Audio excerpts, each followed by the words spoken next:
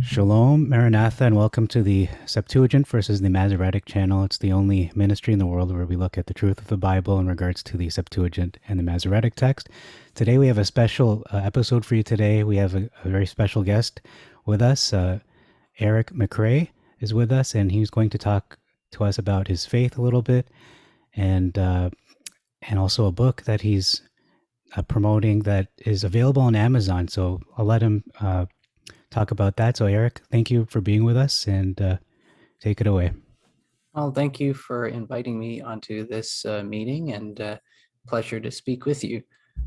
So my name is Erik MacRae. I first was introduced to the Christian faith through a Baptist congregation in Ontario around 2007 to 2008, where I was sort of trained in a strict system of interpretation for handling the Bible, sort of a sola scriptura, tota scriptura concept, and the idea of the law of non-contradiction, reconciling all contradictions. And that path has sort of been leading me through various places and various studies over the course of about 13 years to the modern day. So I've hung out with people of various churches, heard various viewpoints on interpretations of the Bible, and I've written numerous books that mostly revolve around issues of that kind of a nature, although some get into those of a more political nature and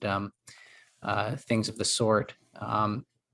So the books in question here, there's actually three that are part of a series. It's called the Debates of the Reliability of the Christian Bible series. And what these in particular are dealing with are classical attacks, mostly coming from sort of the atheistic, agnostic worldview against the Bible and its reliability.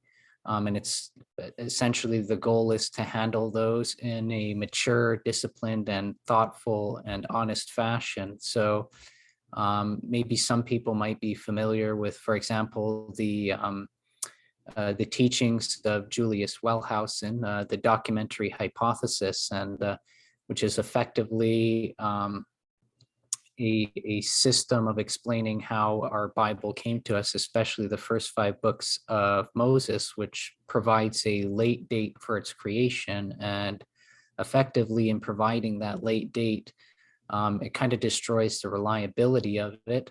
And now, like, if that were all there was to it, if that was what all the evidence pointed to, then maybe there'd be no choice but to accept that. But there's actually a lot of evidence going against the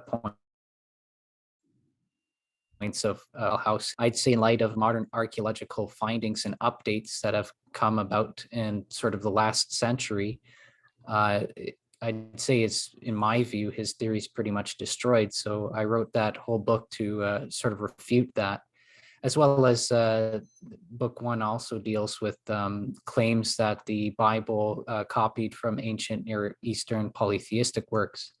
The second book of this series,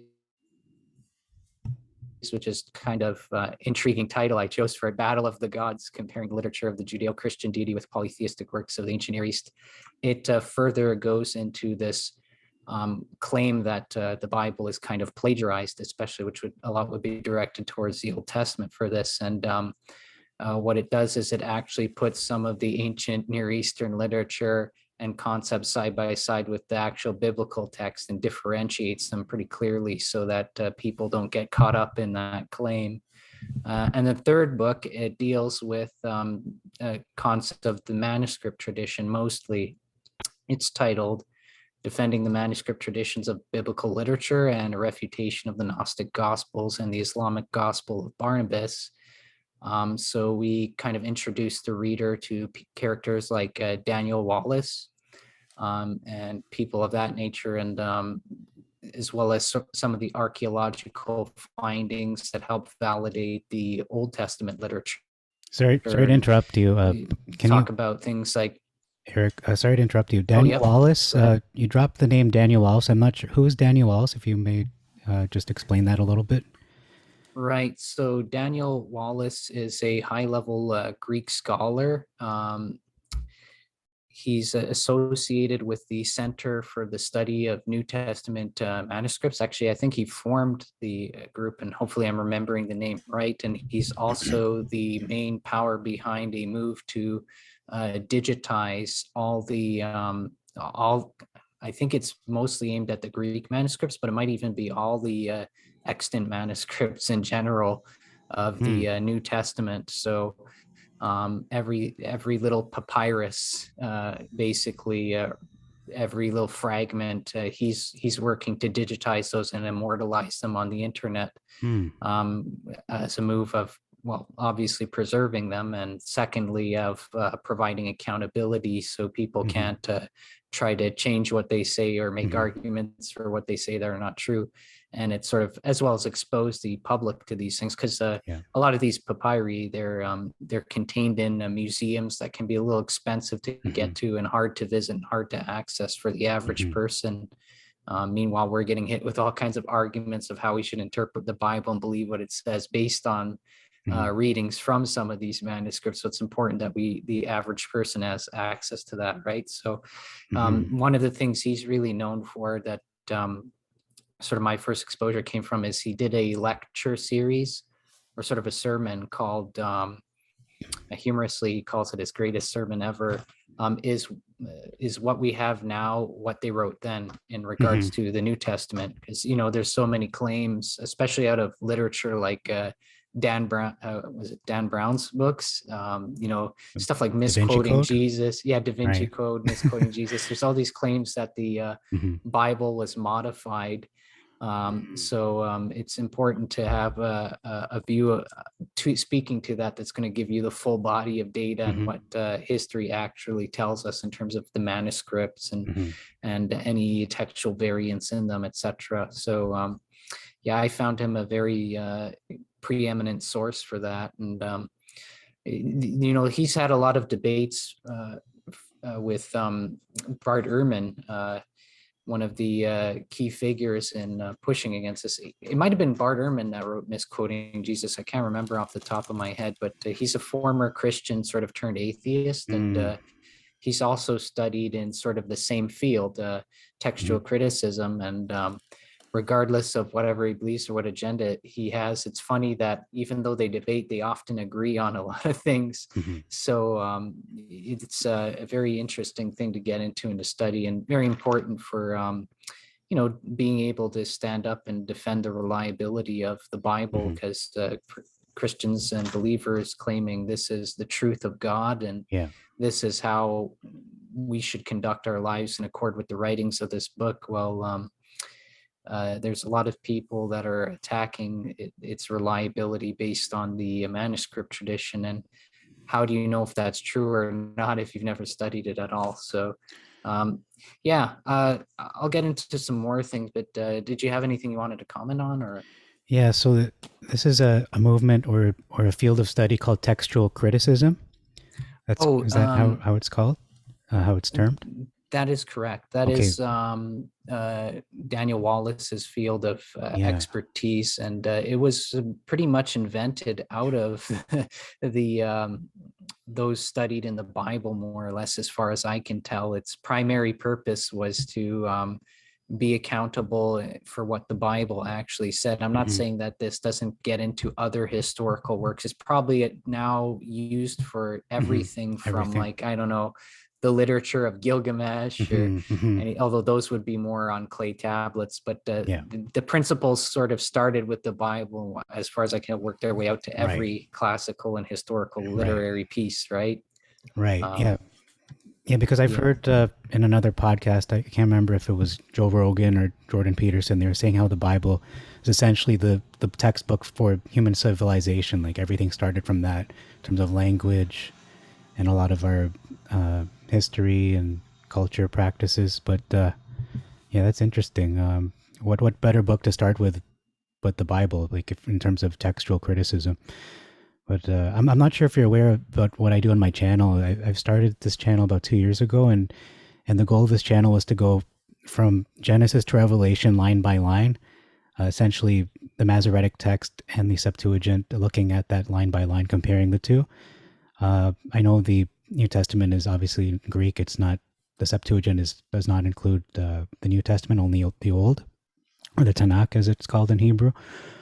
So would that be categorized as textual criticism? Because I'm not trying to disprove the Bible is true. I'm trying to show between the two translations, the Masoretic text and the Septuagint, which is the one that Jesus Christ used, or which is closer to the original Hebrew that Moses passed down.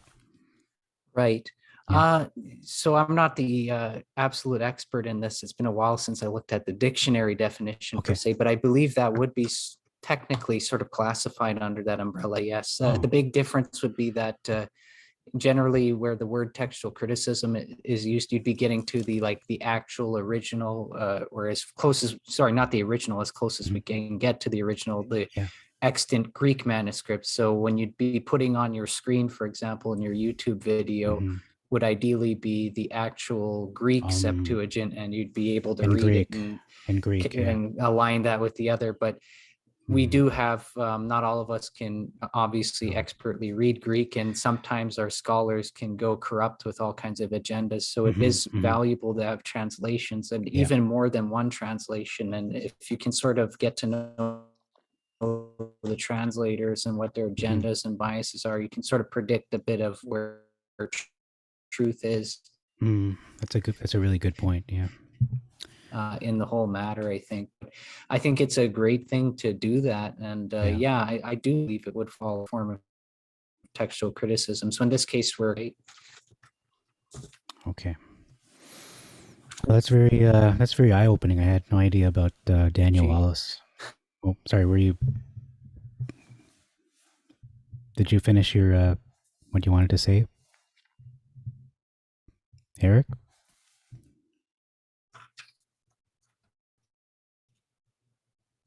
No problem. Oh, Am I okay. coming through clearly? Yeah, it's I just a don't know little. if you're recording No, no, anything on your video, but I see your screen is frozen. So I just want to make oh, sure everything's functioning here. no. It is recording. Yeah. Okay. So go back to your books, the series of Okay. books. Uh, what would you say is the big selling point in regards to, why should people read your book as opposed to other books on the same topic? What makes it stand out in your mind?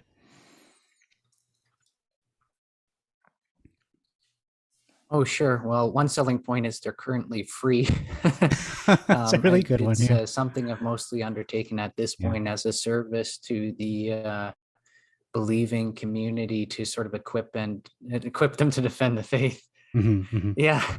Yeah. I Okay. think the only platform you'd have to pay for it on is Amazon. And that was not by my choice. They have Yeah. like a minimum fee of 99 cents that you can't work your way. You used to be Oh, able to work your way around it to get them to do it for free, yeah. but I don't think they allow exceptions anymore. Mm. But a lot of people have like special memberships with the Kindle and the Amazon Prime that I think allow them to get Amazon books for free anyways. And so for most people, that's probably not even going to be a problem who are using Amazon.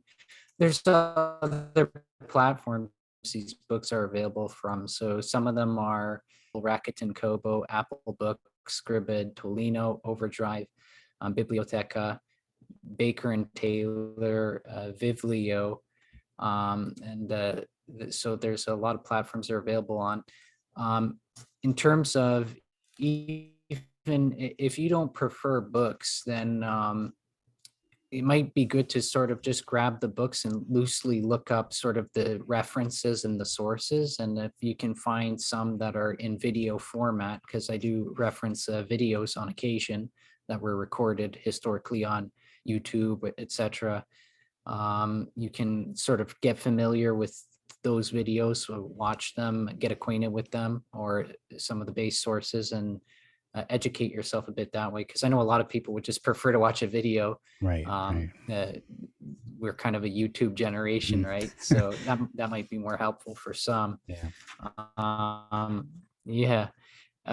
Aside from the pricing benefit, it's the main purpose of this type of study. It's sort of a work of apologetics, if you think of it in terms of that field of being able to give a reasonable answer towards the defense of your faith. And why it's reasonable for you to have a biblical stance for your outlook on life, right? Yeah. So the main goal is to be able to defend your faith against harsh criticisms or attempts to sort of pluck you out of it. Hmm. That is a important part of this. Right. And I think a big factor in being able to defend your faith, whatever the faith is an agreement or a consensus on whether the text is true or not. Because some people just, they just poo-poo away the idea that the scriptures are true, that they're the word of God or they were written by man. So that's probably one of the biggest factors in terms of coming to some sort of middle ground or any kind of agreement or having some kind of leeway with someone who does not agree with your point of view, be it an atheist or someone from another faith, right? Absolutely. I think that's 100% true. And, it's not always from the outside too. There's Hmm. internal debates within communities of the Yeah. faith of Jesus in terms of Hmm. which extant manuscripts are primal and which take priority over another and should be relied on.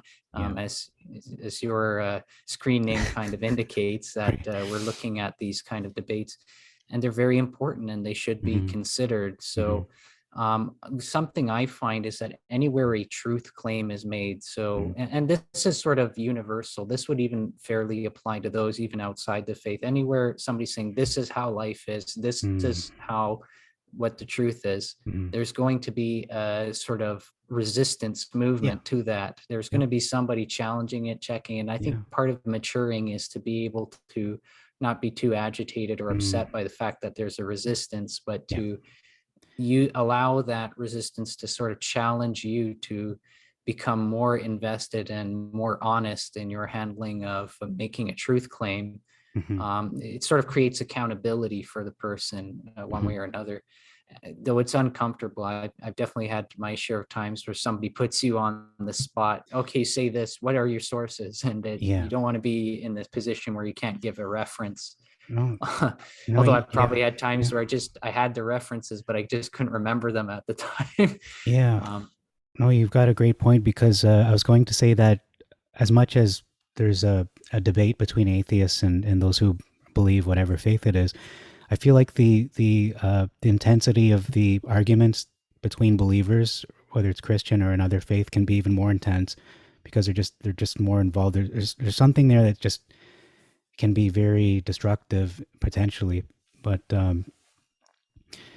yeah, you've got a great point regarding that. In regards to being open to the other point of view. For instance, there's a belief that is being spread among Christians nowadays is that Jesus Christ is the Father, that he and the Father are the same being, there is no Son. So that can be, just as an example, that can be a very challenging perspective to uh, give respect to. So if somebody is debating with me, for instance, because I personally believe Jesus Christ is the Son and the Father is a separate entity. Uh, if someone were to present that point of view, it would be a challenge for me to just open my ears and open my mind to have the approach that I can learn something from them. I'm not just going to dismiss them, right away and not consider, not give them the time of the day, essentially, because it can be emotional and for a lot of people, faith is their life. It's who they are. It's their identity. It gives them meaning, and if that were to be shaken a little bit or feel like they're wrong, it can be emotionally devastating and it can affect you. It can ruin your day and possibly even your life. Yeah. Absolutely.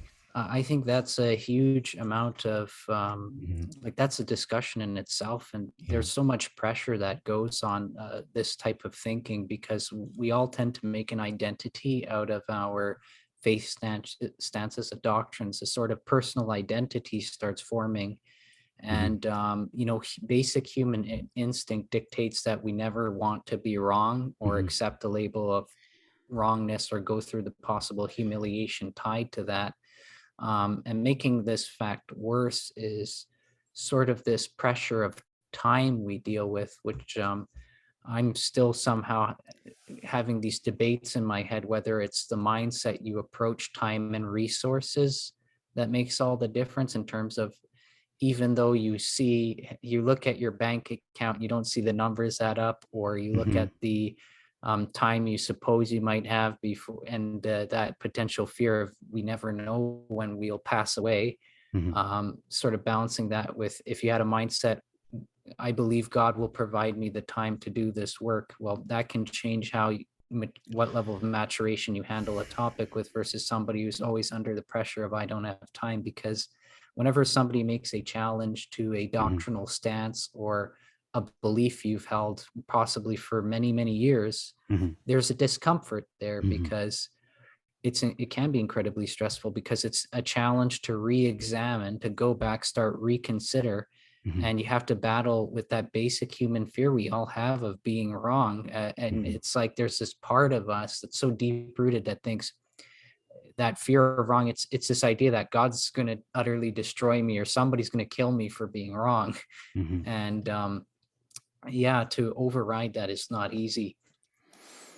Yeah, because like personally speaking, it's not that I'm afraid of being wrong personally. I'm afraid of God being wrong. I feel like, oh, so the God I believe is a phony, or there's something about him that, all this time you've been the Father or you've been the Son, and people just, they go through yeah, it does affect them to the point that some people will give up, or some people just, I don't know, they give up or they don't. They just find a way to dig deeper and really come to terms with, God, show me the truth. Father, show me what is the truth, and help me to accept it, and not to rely on my own, my ego. Don't let it not be based on my ego, but let it be you that is right, not me.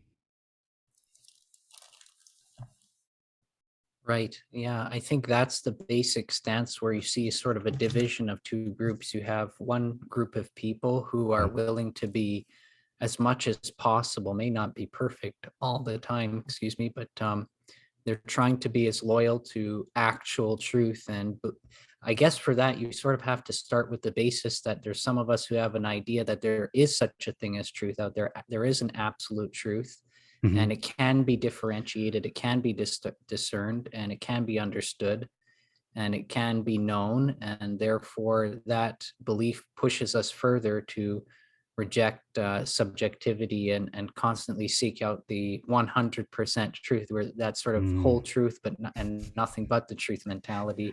yeah. Whereas there are others who might have some goal they've set for themselves in this life that takes precedence over the truth, and they're Hmm. the ones that are willing to make compromises or Hmm. sacrifices. And often, and I'm not saying this in judgment of them, but more observation of something that seems to happen, these tend to be the ones that develop sort of a monopolistic system. And it's usually these monopolistic systems where you're going to see the censorship coming in, the we're going to kill you if you have a different Hmm. stance potentially coming in. Hmm. People who don't have the strength to tolerate another view, because it's no longer privy to the agenda. Right. Whoever determines the agenda, I don't know. Right. But Maybe Satan, yeah. Well, maybe a human. that's the $1 million question, isn't it? That Pilate asked to Jesus, or to Yeshua. He said, "What is truth?" And what is the answer to that? I'll let you answer. What is truth? Are we talking about human truth, or the truth of God, or that? Because he said the absolute truth, and I think that's a really, like, we didn't plan where this was going. We kind of just framed this interview in kind of two directions, but it kind of, or it just went to that to this topic, absolute truth. So how would you define absolute truth in your opinion, or based on Mhm. what do you think? Yeah. Well, then, Yeah. I guess in the system of the universe, if you think of it this way, as God created it, he's allowed for the existence of evil, and evil is tied to the idea of falsehood. So we have Mm-hmm. a true and false system in the universe. And I think you're going to find that false things are potentially, at least in the earthly realm, more numerous than the true things, because Hmm. it's just easy to invent fake ideas. Right. Um, Right. um, to just make stuff up out of nowhere. You could do that all day long. Mm-hmm. And Mm-hmm. if you were able to make money out of it, that's going to be a self-propelled war machine of diluting the truth. Right. Um, uh, tied to this concept of absolute truth. I guess it's a really hard topic. It really presses you to think. Um, the central idea that truth is exclusive. Okay, you Oh, might have stances on who, all those kind of debates. oh, You might have only one opinion is right at the mhm, end of the day, and that's the opinion of the actual God the Father himself. And we have to find out, okay, where did he express that view of himself? mhm, mhm, And has he truly, we have to go through a lot of levels of debate. Has he truly expressed it? So this is where you get into people challenging, well, is the Bible really the word of God? Did mhm, he really sort of speak to man and sort of kind of almost possess people and make them write down words as he would have them write down? You've got to go through mhm, all those debates and challenges. And for whatever reason, if we all believe God exists, and of those in the community of faith, we'd have to admit he's allowed opponents to exist. And it's mhm, very reminiscent of, um, I think it was the book of Judges, probably chapter 3. mhm. I might be wrong on that, where Okay. Israel's moving in and they're taking the land God promised for them to take Mhm, militarily, but mhm, certain people groups that are hostile to Israel are mhm. left. And Yeah. and for a lot of the antagonists, they'd be mocking, well, was God too weak? Or, I guess it sounds like your God's not real. Then it sounds like this is just normal people stuff. But when you read the text, is interesting. It says they were left there to, Mhm, one, to test Israel, but for mhm. two, so that they could experience warfare. Hmm. And there's this idea that expressed in the Bible, at least the Holy Bible, Genesis to Revelation, that the Mhm. God of the Bible, he's actually interested in going against this sort of built-in human instinct we have of liking having things easy. He wants to, Yeah. on the contrary, introduce to us grief and hardship. And war Hmm. is all about grief and hardship and Mhm. inconvenience, and Hmm. possibly can include tragedy, the things we don't like. Yeah. So it sounds like you're saying that God intended war for a way of, it's a tool that God uses to prepare people, or to, as a beneficial tool. It's not really, although war is kind of hell in a way, or in many ways, war is being used to strengthen people, or to for the benefit of mankind, and for the greater future, essentially, so people can maybe appreciate peace, or war is actually a way to peace. Funnily enough, that's the way you can have peace and maintain Absolutely. it. Yes, that's what I believe. Mm, I mean, I've had to weigh out these hard questions myself, yeah, and I admit that it is often a plague when you yeah. see so many things going wrong in life, and there's this frustration you enter. You start to encounter things where you know there's no reason for it to be so hard, in Hmm. terms of you encounter betrayals in life, you encounter hardships, things that go wrong where, theoretically it's possible that it could have gone the ideal way you wanted it to. All the ingredients for things to work in the ideal, easier way are there, and they just don't. And you start to ask, well, if God controls all these things, if he even controls the demons, why is he trying to Mm, intervene to make it harder? What is going on? Why does it always end up being so hard? right. At the end Yeah. of the day, you deal with these kind of questions. And this is related to the original topic, because in a very real way, you'd say absolute truth, the concept of that, and a bunch of false representations or half truths or partial truths, they're at war with one another. The things that are not 100% true are trying to bury the truth. And now we're all human beings. We want to find that truth. And now it creates a frustration for us. It's like, why is the truth just not there and simply easy to find and obvious? Mm, Well, it's not about the way we want it. So my hypothesis that I'm forced to sort of formulate, deal based on the hardships I see, is that um, the God of the Bible absolutely wants things to be, to a certain degree, harder, more difficult, more hmm, frustrating, more vexing. hmm, And I think the idea is that, well, first and foremost, you got to accept the concept, whether you like it or not, that if there is a creator God, hmm, notwithstanding whether you go for the debate of who he is and which book represents him, etc., Mhm. well, then the universe he's created suits his preference, not my preference, Mm. not your preference or our preference. Mhm. Mhm. And all things exist to serve him, which is Right. frustrating. And it's a thing I've struggled with, but it's part of it. So Yeah. I'd say it's part of a grooming process, because if you created humans and you gave them this perfect dream world where everything goes their way and they have infinite sources and infinite time, Mhm. are they going to handle that in a way that is pleasing to the creator based Mm. on whatever his preferences are? Yeah. Because I try to I have experiences I would sort of relate from. So imagine, I'm not trying to say life is a game, but we've probably all played a few games if you're in my age group, Mhm. stuff like anything like, I don't know, Minecraft or Mhm. whatever, or various, I don't know why 7 Days to Die comes to my mind, but the Christian part of me wants to not admit that I've played that to people because they'll feel ashamed. They'll think that's a very ugly game. That's so ungodly. But the point is, in a lot of these games, you have the theoretical cheat mode, especially these Mm. games where you can sort of build things. Mhm. And in those kind of cheat modes, I don't know if Minecraft worked this way, I never played it. You have infinite resources. You can just Mhm. spawn blocks, do whatever you want, Right. and sort of do anything you want all the time.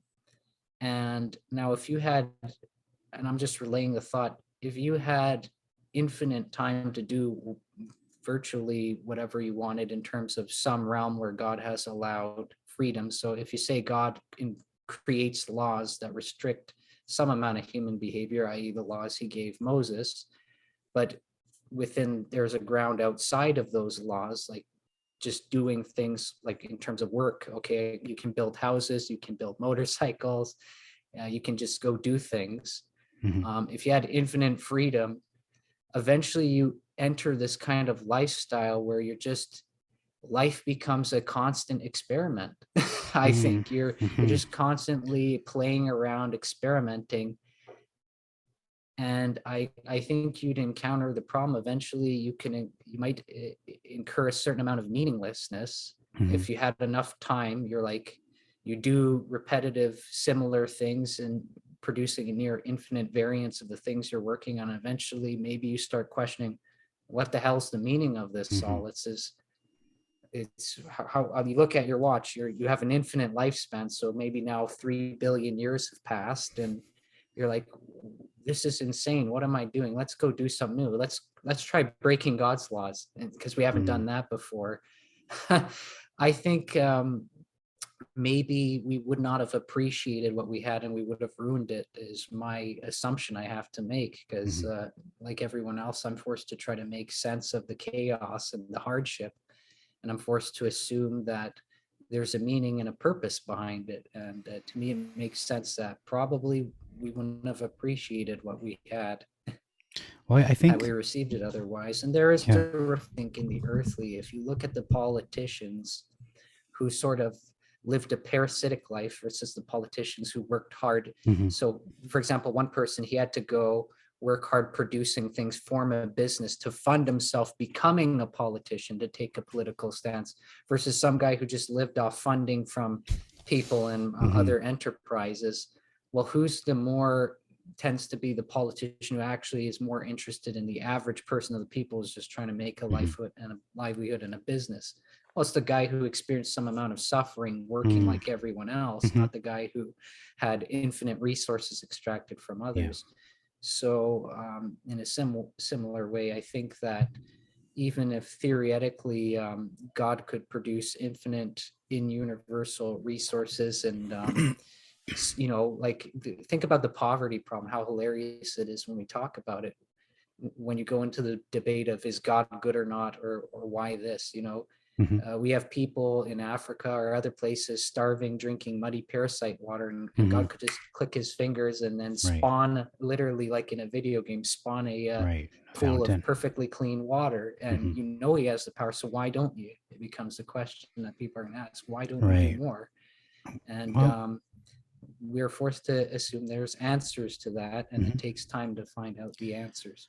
I'm going to kind of answer or address these topics kind of in backwards form, but in regards to a paradise where you have unlimited resources and unlimited time. I think that actually happened. It was in Genesis 1, Genesis 2, where you had Adam and Eve essentially in Eden, which is translated as paradise. And if they did not eat from the tree of the knowledge of good and evil, they potentially would have lived forever and would have had infinite resources and infinite time. But they made the mistake and they sinned. They missed the mark. They ate from the, as we know, the wrong tree, the forbidden fruit. And then that's why we see all the things that are happening now. It's like a destroyed world. And we live in a post diluvian world, the post flood world. And man has made their choices in regards to polluting the earth and not being good stewards of it. So, I mean, that kind of explains in some ways why maybe the water is not drinkable in parts of the world. I'm not sure exactly, specifically when it comes to Africa, but we know how sewage treatment is being done, and it's not always the best way. And then going back to, in terms of absolute truth, I think Christ answered that question when he said, I am the truth. That's I am right. the way, the truth, and life. So he is, I guess he is the real truth. But when we talk about, maybe we're talking about news, what's the real news, or what is the actual truth about the news? That's a different topic altogether. But when we get down to the foundation of absolute truth, I think it really is the truth, the word of God. He said, your word is truth as well. Right. I Yeah, I think, share that yeah, exact same stance. And I yeah. think it's so important that you brought that up too, because one of the problems of our modern culture, we're asking a lot of questions and struggling with a lot of things that actually some of our ancestors did not struggle as Mm-hmm. much with, in terms of the Mm-hmm. question of suffering and hardship, Yeah. Yeah. which is strange considering if you look at our modern era before maybe sort of these invasions of certain political movements Mm-hmm. reached sort of an apex that are stressing us out perhaps currently. Mm-hmm. We've kind of been part of the richest generation ever in terms of our ability to provide pleasures for ourselves and ease of luxurious lifestyle and all this kind of thing. And yet we're the ones that seem to have the hardest time questioning Mm. for the meanings of sufferings and hardships, which comes off as kind of probably radically confusing. I don't think our ancestors would have really No. appreciated it very much. And of course, there's a reason for this. You look back to the um, uh, the 19th century and the 20th century, and maybe in some part the 18th century.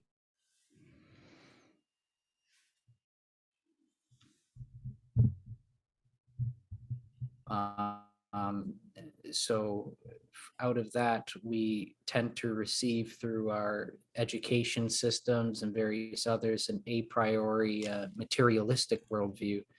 And that is coloring a lot of our questions and troubles. So if we talk about the pursuit of truth, the problem is the pursuit of truth to a lot of people has entered sort of a Darwinistic, evolutionary, monopolistic, product producing sort of lens only. So we're interested in travel to gather more resources from asteroids, for example. We're interested in producing a pursuit of truth to that kind of thing, producing more businesses and monopolies. But Jesus, though, obviously, there is sort of, I think, a financial stewardship aspect and a business aspect. Absolutely, it's interesting that he was a carpenter. I think Mm-hmm. too. Of all, Mm-hmm. he was a tradesman, Well, yeah. and he probably supported himself based on that.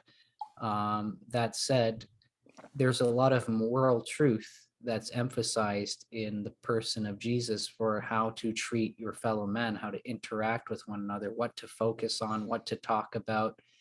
And it's leading very different way from this materialistic worldview. I wouldn't say it's leading into something like communism per se, as some Mm-hmm. might be afraid and hold back, but Mm-hmm.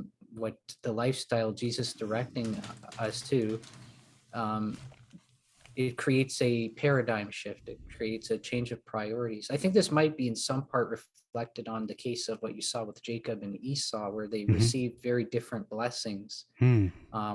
One's going to live a certain way, and the other Yeah. is going to live profit a different way. And Mm-hmm. one Mm-hmm. is more of a combat-based lifestyle, lived by the sword, Yeah. and the order I think was switched. I think with Jacob, it was you live from the dew of the heavens. You rely first on the heavenly, and then you get the fat of the earth. Whereas with Esau, with him, I think the fat of the earth kind of thing comes first, and then the Mm. heavenly. So it's a Hmm. reverse spirituality where Hmm. materialistic and physical is here for Esau, and spiritual is Mhm. down here and is subjected to it. Whereas Jacob represents spiritually, I think, a different spirituality where Yeah. spirituality is here, materials down here, and they're two Yeah. opposing worldviews, and there's sort For of a sure. conflict there. That sounds like its This own is what I topic. see sort of going on our. That sounds Oh like its yeah, own topic on its own. It sounds like a pretty big topic, but I just want to go back to the challenges in regards to why it has got. sorry, yeah, I'm having internet Sorry. broke up there. Okay. Okay. Let me repeat what I was Oh saying. sure, Yeah, I'm gonna go back to the why is oh go ahead. why does God Yeah, allow hardships and trials? Because I think that Jacob and Esau topic is very very interesting in regards to the spiritual and the physical. But I don't know. I was meditating about this. And why does God allow pains and suffering and all these like things we see in the news, just horrible tragedies, and even in our lives? One way I looked at it in this very simplistic, childlike view or viewpoint is if you've ever lifted weights and you try to gain muscle, it's never pleasant to pick up that whatever 20 pound, 50 pound weight. It's not a good feeling. You feel it, it's like it's going to break your bones initially. But then if you keep at it every day, you realize that that resistance it makes you stronger. So I kind of simplified these challenges, these trials, these setbacks. Sometimes I fall flat in my face. I try to sell something and I end up, at a loss. Somebody complains and then I have to give them a refund. And it's like my money bag has a hole in it. I'm just not only just a hole, but I have to owe money now and I'm in debt.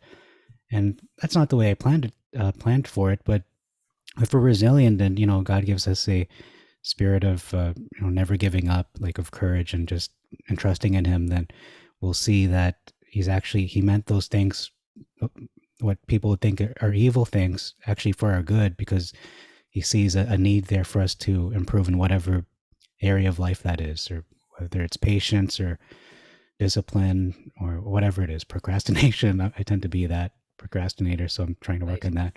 I mean, this interview almost never happened, but Yeah, we're right at the last minute. Thought, oh, we got to get this done. We have to do this. So, but anyway, that's all I have to right. say for that part. Is there anything else you want to mention, Eric? Actually, I wanted to Um, ask you about the book sales. Like, what is your most successful book, and what are the numbers like? If you don't mind me asking, you don't have to divulge that, but it's up to you if you want um, to share what those Sure, I'll numbers try to do a bit of that. So first, I wanted to sort of agree with everything you said there. I'm that's the kind of the same view I have for it. It's resistance, and resistance builds strength, but that process of building the strength is painful. are. Hmm. And Hmm. it's sort of once you overcome the hedonistic mindset, whenever that happens for each of us, Yeah. we're a lot more free. At any rate, getting into your question. I definitely find that it's my debates of the reliability of the Christian Bible series that is generally the most popular. Although for this month there was an exception for another book, but that's Hmm. been sort of the consistent rule. Hmm. So we're often talking about if I make 200 sales in a month, or well, it calls it sales even though it's Yeah. free. So that's Right. just the system Draft 2 Digital uses.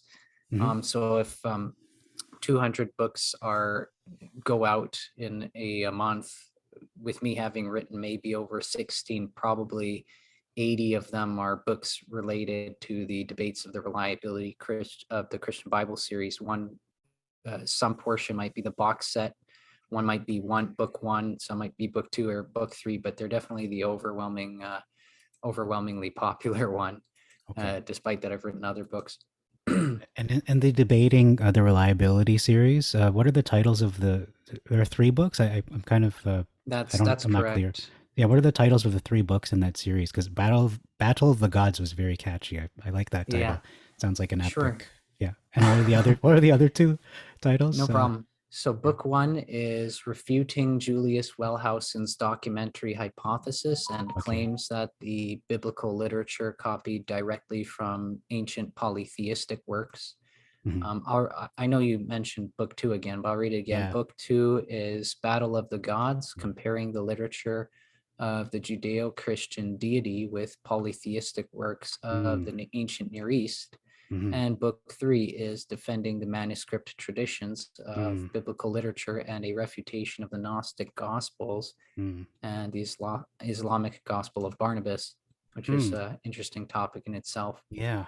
Yeah. I'm I've never hoping you read won't that. ask me too much about that right now because we're getting a little Well, rusty over time. But well, good thing I haven't read it. I would have asked you about if I've read it. I have not read it, the Gospel of Barnabas. So no, you're sure. safe in that regard. Actually, I did have a topic I was hoping we could segue to Sure. real quickly. I know Go ahead. time might be running out here, but Yeah, this will be the last in terms of topic. the, Yeah. Mm. it's very relevant to your screen name. So the Sure. topic of the importance of the Septuagint for the reading of the New Testament, I think is a great topic to spend some time on if we have moments. Hmm.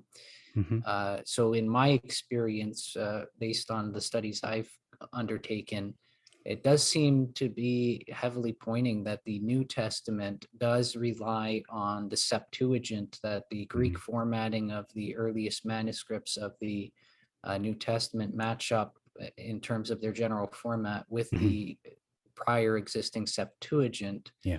And it's interesting because both you and I have spent a lot of time hanging around various denominations Hmm. where some of that viewpoint may not be so appreciated and No, popular, no, it wouldn't. but we're trying to be people loyal to the truth here. Right. Can you comment on your studies of this topic and how Yeah. important that is or relevant it is for you?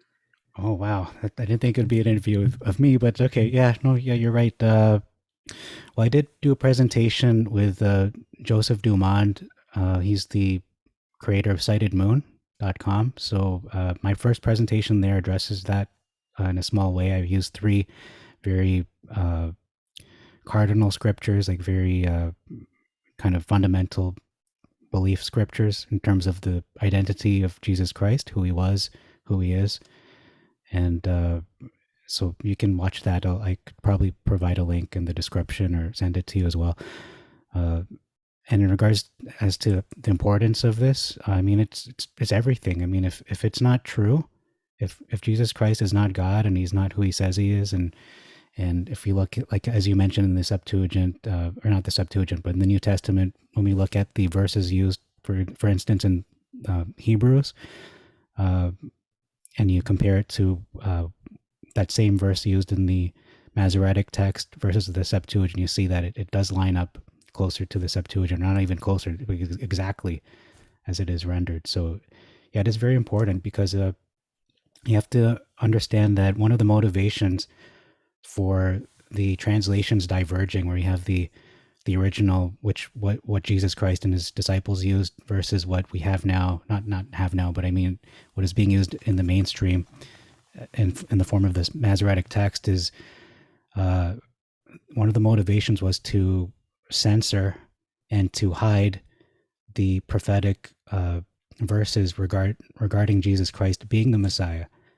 These are messianic prophecies that are being censored or completely removed altogether in some cases. So it's that important. And it kind of ties into what I'm not trying to be anti Semitic here, but what happened after Jesus Christ was resurrected, who was Jewish, and his disciples are mostly Jewish, is that they paid off the Roman soldiers to lie for them and propagate the big lie back then that Jesus Christ's followers stole the body in the middle of the night. So that's essentially what is being done, but in a textual form, not in that, kidnapping the body. And we know that, I mean, that's people have died for this belief, this fundamental belief that he was resurrected on the third day. And yeah, that's how important it is. It's not just the importance of it being true, but it's also the salvation of all mankind. Because if he didn't really do what he did and isn't who he said he was, then we're all doomed to die. Essentially, we're that's it. We're doomed to die forever, and his plan is ruined. The plan has been canceled. God's plan is failed. That's what it means, in my opinion. Okay. Yeah. Is there anything else you wanted to add, Eric? I hope I answered that Um, question. I have lots of things I'm open to talk about, but it might make more sense to make another segment Yeah, for that, or another for video sure. at another time. Yeah, So I think we can call it here for today. And definitely. Yeah. thanks for having an edifying discussion with me. Oh, it's been a pleasure, and thank you as well. It's been really good. Usually, I'm just talking to myself in these videos and on this channel, but it's refreshing. I'm sure it's refreshing for a lot of the viewers who are, I believe, of the same mind to that they believe the Bible is true. So I don't think that's really an issue in this channel. A lot of people approach this channel trying to, or they come with that the opinion that God is real and the Bible is true, but they're just trying to find, whether they're in another Christian denomination, they're trying to learn more about the Bible, essentially. So thank you very much, Eric. I think we'll My close this pleasure. interview here. I know I feel like we're cramming everything into this one interview. Like this is the last interview we'll ever do, but I think there'll be more in the future. So we should plan one again in terms of this topic. So that's thank you, Erik MacRae, for being our guest today, and please support him and buy some of his books, maybe all of them if you can't afford them. But they are free. They are being offered free. But if you want a hard copy, you do have to pay for that. Is that right? If you want the actual physical Um, edition? Actually, that's not entirely correct. So right now No. there's no Okay. hard copies. Oh, sorry. People Sorry. who want to support me can donate, though. I do have a donation link, Okay. and I can send that to you, and we can relay it on any video you post. Yeah, I think that's actually more uh, people are more attracted to that kind of model. Whereas if Mhm. there's like a paywall, people are just, oh, never mind, I'd rather not. But if Right. it's offered for free and then you give them the option, I think people's hearts tend to move towards, okay, he's giving it for free. The least I could do is help him out a little bit with whatever I can afford. So, Right. Yeah, and okay. there's much more that could be said on that topic. I don't know if we have time, but originally I was trying to sell the books, I will admit, but Yeah. I Yeah, for eventually sure. changed my format because Yeah. after having some discussions with various other believers, I became Mhm. convicted that the best format was to try to make things Free. that are based on helping people Yeah. survive in terms of their faith, Yeah. to offer that material freely, if possible, as Yeah. much as possible. And then, okay, if you need to augment the fact that it's sort of support yourself with the fact that creating those works has cost you something, it's cost you Hmm. time, it's cost you money, then Hmm. you can offer a donation tab and Yeah. trust in our Lord for him to provide it through Hmm. someone's heart being moved to give a donation, right? Right. So it makes a lot of sense. But it wasn't the original format I started with. It changed Right. into that over time. Well, I haven't written a book yet, but I do plan to compile everything I've compiled so far into a textual format, and I plan to offer that for free as well. But in terms of money or making money, is if anyone would want the physical edition, then that would cost money because it does take money to bind the book and everything that costs money to produce that. But Oh, I know some absolutely. people, like myself, I like having physical editions of whether it's video games or the Bible itself. Like having the paper and just to there's something timeless about actually getting a candle or light and just reading the text with the ink and paper format. So Right. okay, so thanks, Eric, once again, and thank you to our viewers for all your support. Please like this video if you want more interviews like in this kind of format, and please subscribe to this channel. We're trying to get to 1,000 subscribers, and may God bless you all, and especially Eric. Thank you very much for your time today. And until next time, this is the Septuagint versus the Masoretic. Shalom and Maranatha.